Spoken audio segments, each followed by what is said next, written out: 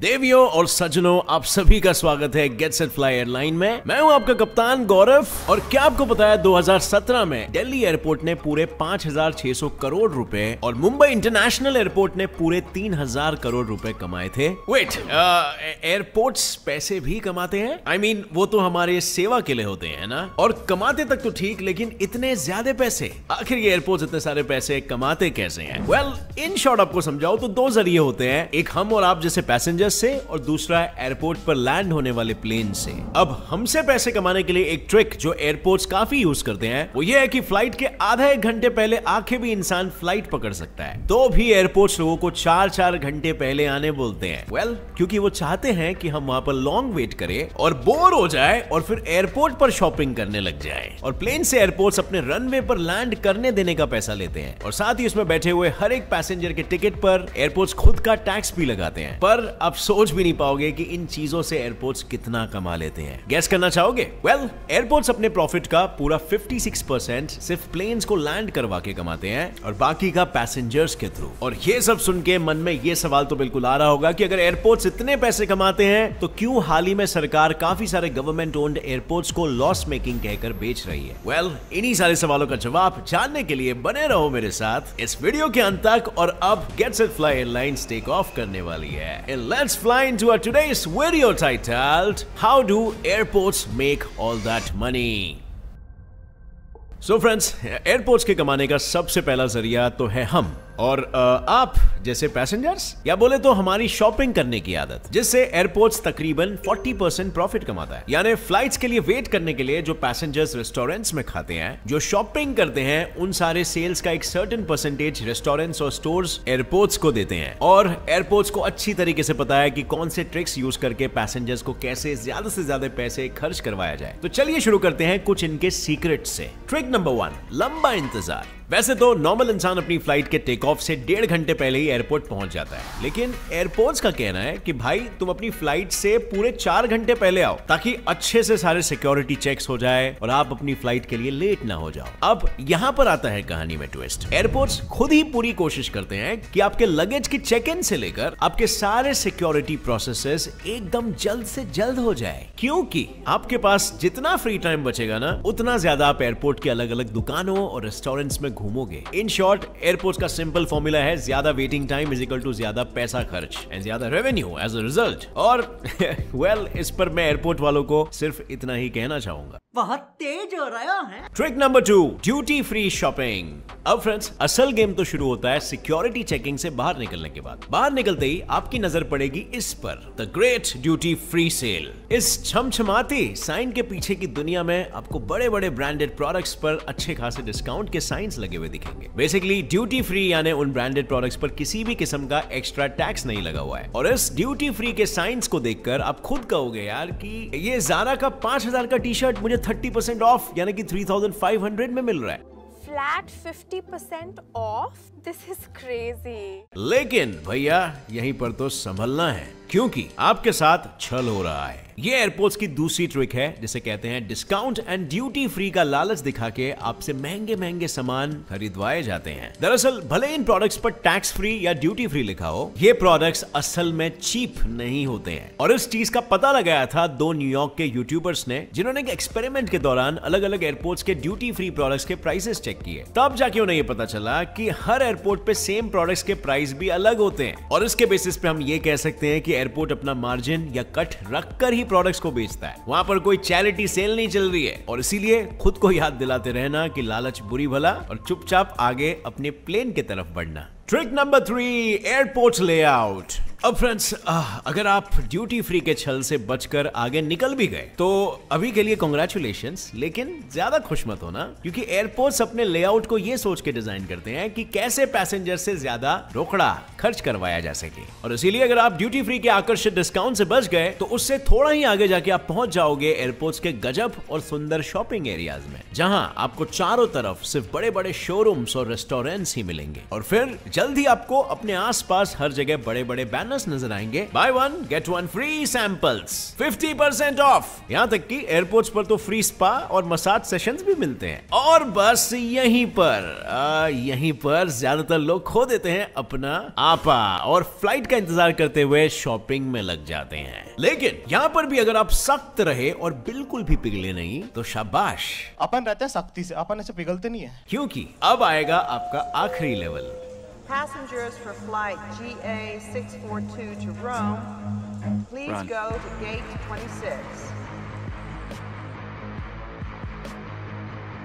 अब फाइनली आपके फ्लाइट का गेट नंबर अनाउंस हो चुका है, लेकिन ये क्या, रास्ता तो खत्म ही नहीं हो रहा। यानी तुम चलते जाओ, लेकिन फिर भी चारों तरफ सिर्फ तुम्हें चमक धमक के स्टोर्स ही दिखाई दे रहे हैं और खत्म होने का नाम ही नहीं ले रहे हैं। और यही स्टोर्स अपनी पूरी कोशिश करेंगे एक आखिरी बार आपके वॉलेट तक पहुंचने की, पर नहीं, और सिर्फ सीधे गेट की ओर ही चलते हुए जाना और खुद से ये कहते रहना कि इतने पैसे में तो मुझे बाहर डबल सामान मिल जाएंगे। Trick number 4, limited wifi. अब फ्रेंड्स, अगर फ्लाइट को टेक ऑफ करने के लिए 2 से 3 घंटे हैं, तो जाहिर सी बात है आप एयरपोर्ट के फ्री वाईफाई पर कनेक्ट होके अपना इंस्टाग्राम स्क्रॉल करोगे। लेकिन ज्यादा खुश होने की कोई जरूरत नहीं है, क्योंकि एयरपोर्ट्स पे आपको फ्री वाईफाई सिर्फ आधे से 1 घंटे के लिए ही मिलेगा और आधे से ज्यादा समय तो वो सही से काम भी नहीं करेगा। अब इस ट्रिक के पीछे का कारण ये है कि अगर लोगों के पास वाईफाई नहीं होगा तो वो अपने फोन से बाहर निकलकर एयरपोर्ट पे घूमेंगे। इन शॉर्ट, जितना कम टाइम वो फोन पे, उतना ज्यादा पैसा जाएगा एयरपोर्ट के जेब में। इसीलिए बेस्ट ऑप्शन ये है कि YouTube पे गेट सेट फ्लाई के वीडियोस ऑफलाइन डाउनलोड कर लो और वेट करते करते देखते रहो और उसी में चुपचाप मुंडी घुसा के ध्यान देना, इधर उधर मत देखना वरना आपका मजबूत कटेगा। Trick number 5, money exchange. अब फ्रेंड्स, अगर आप किसी दूसरे देश में ट्रैवल करने वाले हो तो गलती से भी एयरपोर्ट पर करेंसी कन्वर्ट मत करना, क्योंकि एयरपोर्ट पर अगर आप रुपीस को समझो डॉलर्स में कन्वर्ट कर रहे हो तो जितने पैसे आप कन्वर्ट करोगे ना, उस पर 10 to 20% टैक्स एयरपोर्ट आप पर लगाएगा। और इसीलिए उससे बेटर होगा कि आप अपने डेस्टिनेशन पर उतरकर एयरपोर्ट के बाहर के करेंसी एक्सचेंज ऑफिसेस में कर सकते हो, वहां पर आपके काफी पैसे बच जाएंगे। नहीं तो उससे भी बढ़िया है अपना एटीएम कार्ड लेके जाओ और एटीएम से पैसे निकालो, और यहाँ पर आपका बैंक भी आपसे चार्जेस जरूर लेगा, लेकिन वो चार्जेस कम से कम सिर्फ 2% ही होंगे। तो चलिए फ्रेंड्स, अब बात करते हैं एयरपोर्ट्स के कमाई के दूसरे जरिए के बारे में, और वो है अपने रनवे पर एयरप्लेन्स को लैंड करने देना। अब समझो कि एयरपोर्ट एक साल में 1000 करोड़ रुपए कमाता है और उसमें से 56% उन एयरप्लेन से आता है जो वहां पर लैंड करते हैं। यानी वो एयरपोर्ट हर साल सिर्फ प्लेन्स को वहां पर लैंड करने देने का 560 करोड़ कमाता है। पर आखिर एयरपोर्ट्स लैंड करवाने के कितने पैसे लेते हैं? वेल, अगर हम दुनिया के सबसे बड़े और बिजिएस्ट एयरपोर्ट हीथ्रो एयरपोर्ट की बात करें, जो बाय द वे इंग्लैंड में है, तो वो एक प्लेन को अपने रनवे पे लैंड कराने देने का 7,13,000 रुपए चार्ज करता है। लेकिन हर एक प्लेन की लैंडिंग फीस उसके वेट और साइज के हिसाब से डिसाइड की जाती है, पर कई एयरपोर्ट्स में एक फिक्स्ड फीस होती है और एक्स्ट्रा वेट का उन लोग एक्स्ट्रा चार्ज करते हैं। और हाँ, अगर तुम्हारा एयरप्लेन कुछ ज्यादा ही शोर मचाता है तो तुमसे उतने ही ज्यादा पैसे भी लेंगे। लेकिन हाँ, एयरपोर्ट्स प्लेन्स को सिर्फ लैंड करने के लिए अपना रनवे नहीं देता, बल्कि वो प्लेन्स के लिए कम्युनिकेशंस और टेक्निकल सपोर्ट भी प्रोवाइड करता है। और बोनस में हर प्लेन को रनवे पर 2 घंटे की फ्री पार्किंग भी मिलती है, जिसमें वो पैसेंजर्स को प्लेन से उतारने का और साफ सफाई का सारा काम कर सकता है। लेकिन अगर 2 घंटे से ज्यादा वो प्लेन उसी रनवे पर खड़ी रही तो उनको वहां पार्किंग के लिए एक्स्ट्रा चार्जेस भी देने पड़ते हैं। वेल, ये तो हुई बात प्लेन्स रनवे से पैसा वसूल कैसे करते हैं उसकी। अब बात करते हैं कि किस तरह पैसेंजर्स की टिकट में से भी एयरपोर्ट्स अपना हिस्सा रख लेते हैं। तो बेसिकली जो भी चीजें पैसेंजर प्लेन में यूज करता है, जैसे कि पानी, खाना, एंटरटेनमेंट सिस्टम और प्लेन का वाईफाई, उस सब के पैसे पैसेंजर की टिकट में इंक्लूडेड होते हैं। और अगर आप कभी ध्यान से देखोगे तो उसी टिकट में ASF यानी एयरपोर्ट सिक्योरिटी फीस और पैसेंजर सर्विस फीस करके भी 2 टैक्सेस लगे हुए होते हैं। इन दोनों भी टैक्सेस का पूरा पैसा एयरपोर्ट के पास ही जाता है। और तो और सिक्योरिटी चेकिंग और बोर्डिंग के लिए टाइम, लगेज हैंडल करने के भी आपको अलग से पैसे देने पड़ते हैं। और इसीलिए तो 2017 में दुनिया भर के सारे एयरपोर्ट्स के बैगेज फीस को जब मिलाया गया तो पता चला कि जो टोटल आंकड़ा कुल मिला के टोटल प्रॉफिट हुआ वो 6 लाख करोड़ का था। लेकिन रुक जाओ, पिक्चर अभी खत्म नहीं हुई है। एयरपोर्ट्स के पास पैसे छापने के और भी कई तरीके होते हैं। जैसे कि अगर एयरपोर्ट्स कोई प्राइवेट कंपनी ओन करती है तो वो कंपनी एयरपोर्ट के साथ साथ उसके आसपास की जमीन भी खरीद लेती है, जिसके बाद एयरपोर्ट के बाजू में जो भी होटल्स, रेस्टोरेंट्स या दुकानें बनती है तो उस प्राइवेट कंपनी को हर उस आउटलेट से रेंट आता है। और जैसे कि मैंने पहले मेंशन किया था,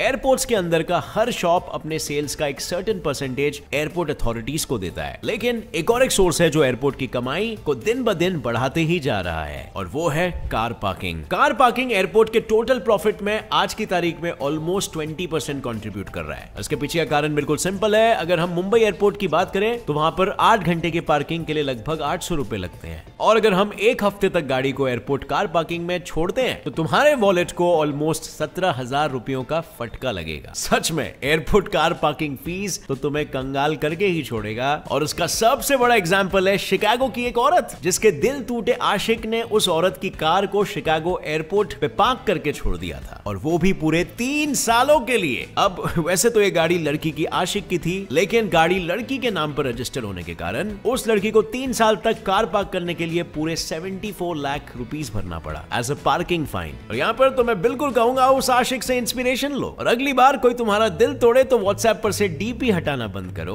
और उसकी गाड़ी को सीधा एयरपोर्ट पार्किंग में छोड़ के आओ। जस्ट किडिंग, सच में मत करने बैठना। बात ये ना भाई लोग, फिलहाल दुनिया भर के 2/3 गवर्नमेंट एयरपोर्ट्स लॉस में, और उसका सबसे पहला रीजन ये है कि गवर्नमेंट एयरपोर्ट ज्यादातर पैसे कमाने पर फोकस नहीं करते, क्योंकि बेसिकली ट्रेन और बसेस की तरह ही गवर्नमेंट एयरपोर्ट्स को पब्लिक कन्वीनियंस और सर्विस के लिए बनाया गया है। आई मीन भले पब्लिक ट्रांसपोर्ट से गवर्नमेंट को प्रॉफिट आता हो, लेकिन गवर्नमेंट उसे प्रॉफिट मेकिंग बिजनेस के तौर पर नहीं देखती। ऑलरेडी इतना टैक्स भर भर के आता है। और दूसरा रीजन ये भी है कि जब से पैंडेमिक की शुरुआत हुई है, एयरप्लेन से ट्रैवल करने का सीधा रेट 18 से 25% पे गिर गया है। साथ ही इंडिया के बढ़ते केसेस और सेकेंड वेव आने के कारण कई देश जैसे कि Canada, Germany, Australia, United Arab Emirates, Dubai, Singapore, यहां तक कि बांग्लादेश ने भी इंडियन फ्लाइट्स को उनके देश में आने से बैन कर दिया है।